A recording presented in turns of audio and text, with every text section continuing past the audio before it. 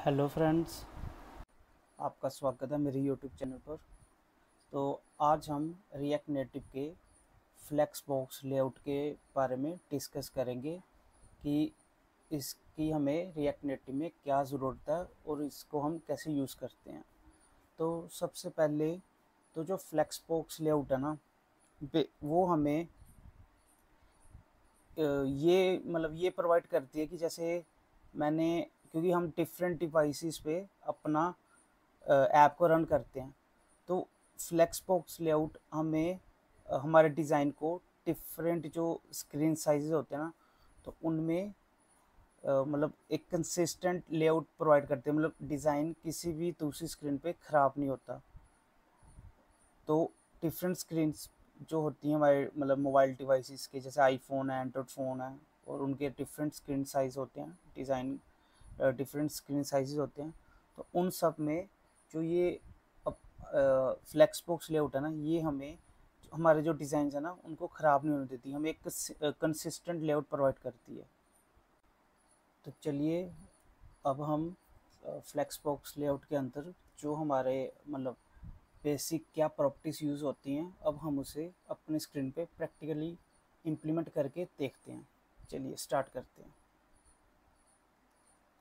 तो सबसे पहले मैंने एक व्यू कंपोनेंट ले लिया, ठीक है। तो इसको मैं स्टाइल दे दूंगा, ठीक है। अब मैंने इसे फ्लेक्स 1 दे दिया, ठीक है। तो इसका मतलब ये है कि ये जो अपना व्यू कंपोनेंट है ना, अब इसने ये पूरी अपने जो ये स्क्रीन है मोबाइल की, इसकी ये जितनी भी यहाँ स्पेस है ना, ये सभी ऑक्यूपाई कर लिया, मतलब ये सारी स्पेस ले लिया।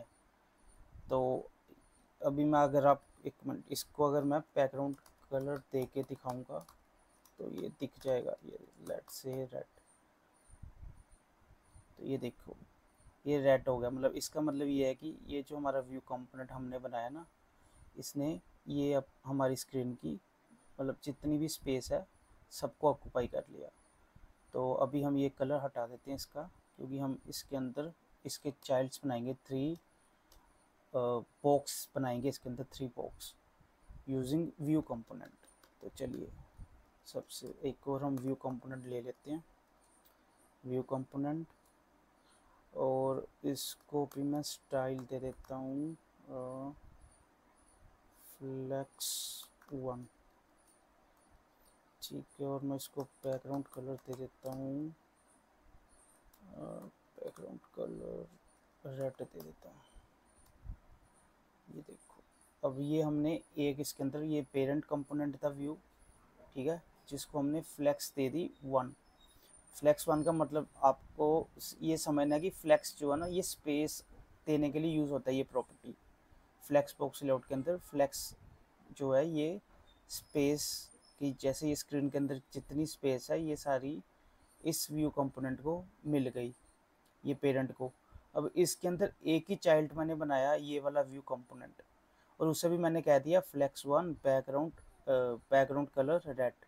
तो ये क्या हुआ कि जो इसका ये इसके अंदर ये जो चाइल्ड था ना, इसने अपने पेरेंट की जितनी भी अवेलेबल स्पेस थी वो सारी की सारी ऑक्यूपाई कर ली, क्योंकि अभी तो ये एक ही चाइल्ड है पेरेंट का। तो इसको फ्लेक्स 1 लिखने का मतलब है कि ये सारी जितनी स्पेस है पेरेंट के पास उस सारे को ऑक्यूपाई कर लेगा। अगर मैं ऐसे ही तो और अभी इसके अंदर बॉक्स मतलब व्यू कंपोनेंट बनाता हूँ, तो वो क्या करेंगे, वो इस जो अपना ये पेरेंट कंपोनेंट है ना, इसकी जैसे इसने स्पेस ली है वैसे वो भी मतलब इक्वल स्पेस ऑक्यूपाई कर लेंगे। जैसे भी देखो, व्यू, एक और व्यू बनाते हैं हम, स्टाइल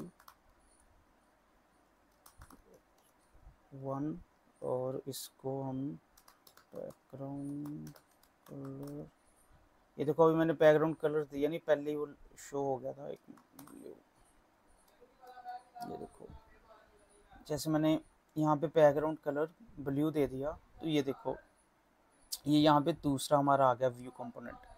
अब पेरेंट तो एक है, उसके अंदर चाइल्ड तो हो गए, एक ये वाला व्यू हो गया फर्स्ट चाइल्ड, ये दूसरा चाइल्ड हो गया ये दूसरा व्यू कंपोनेंट।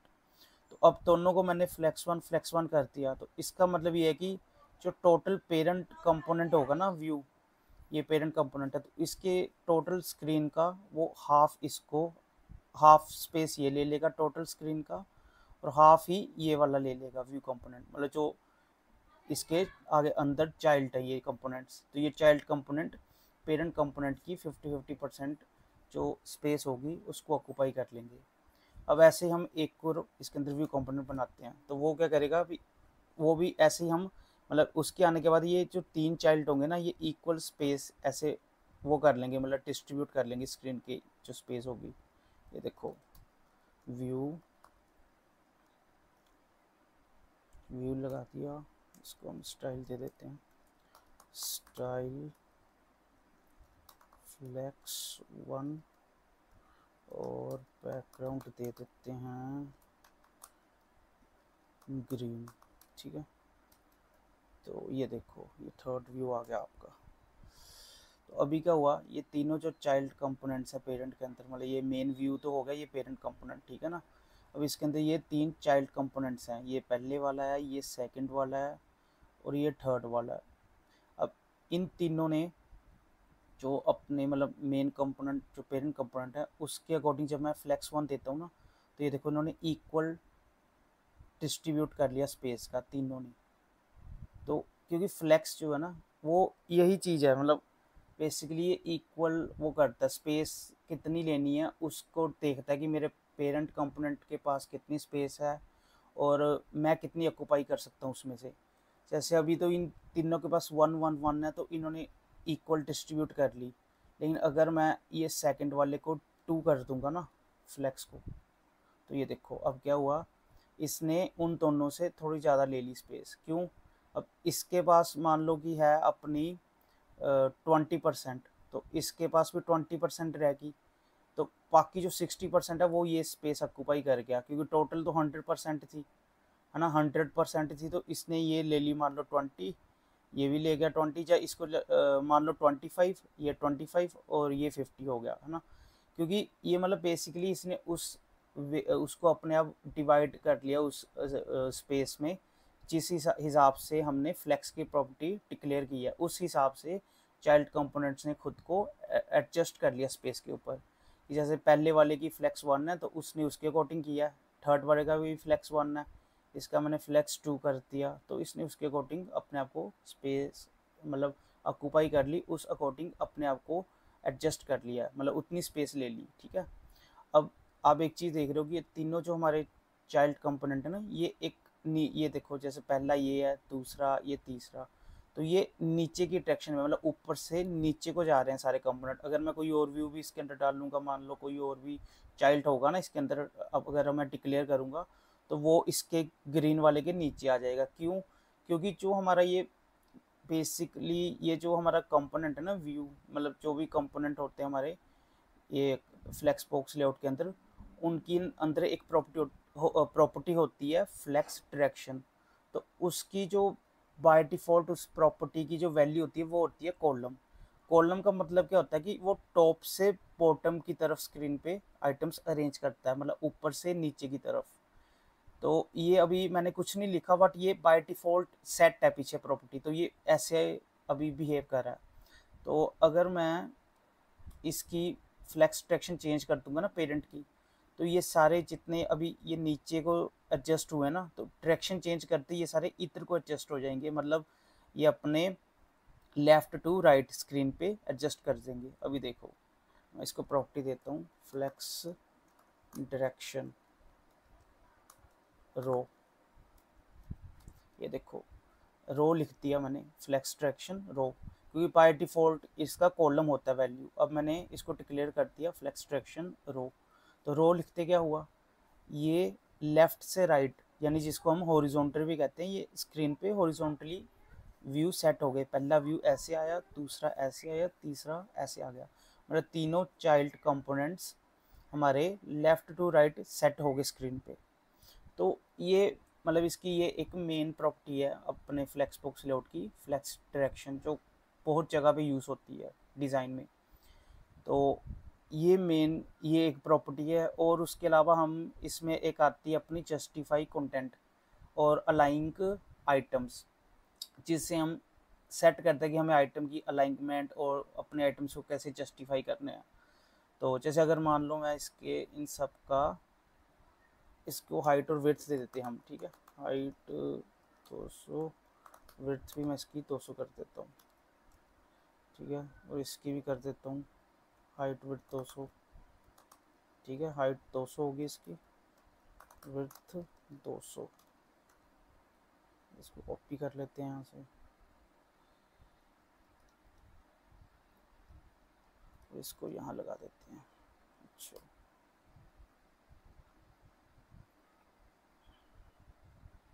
विड्थ शायद ज़्यादा होगी, कम करनी होगी, 100 100 100, ठीक है, 100 100 100 होगी, ठीक है। अब ये तीन अपने कंपोनेंट स्क्रीन पे आ गए, ठीक है। अब ये टॉप पे हैं, और अगर मैं इसको कहूँ अलाइन आइटम्स सेंटर,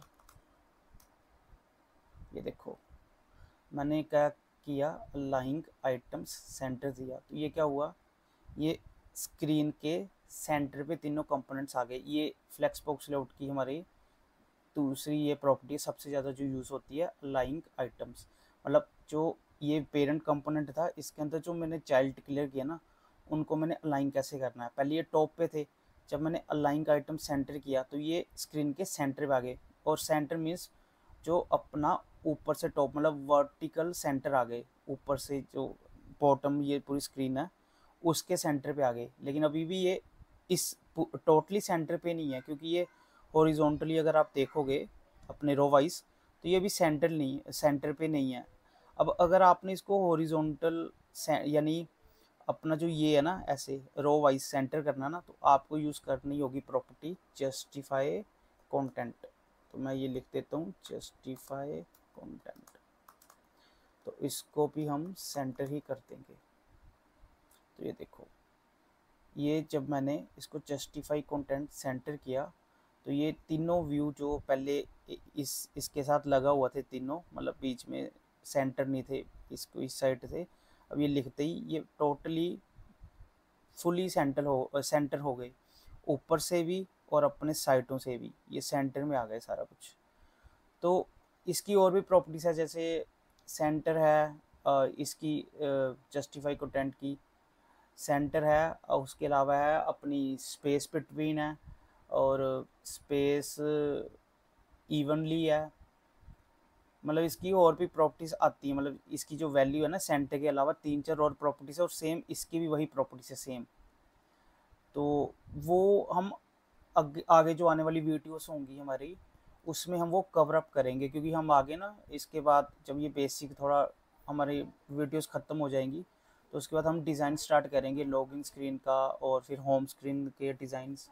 तो उसमें हम प्रॉपर डिज़ाइंस बनाएंगे, मतलब एक ऐप कैसे डिज़ाइन की जाती है, तो उसके अंदर ये सारी प्रॉपर्टीज़ ना हम, क्योंकि ये समझ उसी टाइम पे आएंगी जब हम डिज़ाइन बनाने लगेंगे, तो हम इसको और ज़्यादा वहाँ पे एक्सप्लोर करेंगे वहाँ पे जाके। अभी के लिए ये बेसिक है हमारा, जो मतलब फ्लेक्स बॉक्स लेआउट की जो प्रॉपर्टीज़ है यही है, मतलब जो हम यूज़ करते हैं सबसे ज़्यादा, और यही बेसिक है। तो अभी आज की वीडियो में इतना ही, और चलते मिलते हैं अब हमारी अगली वीडियो में।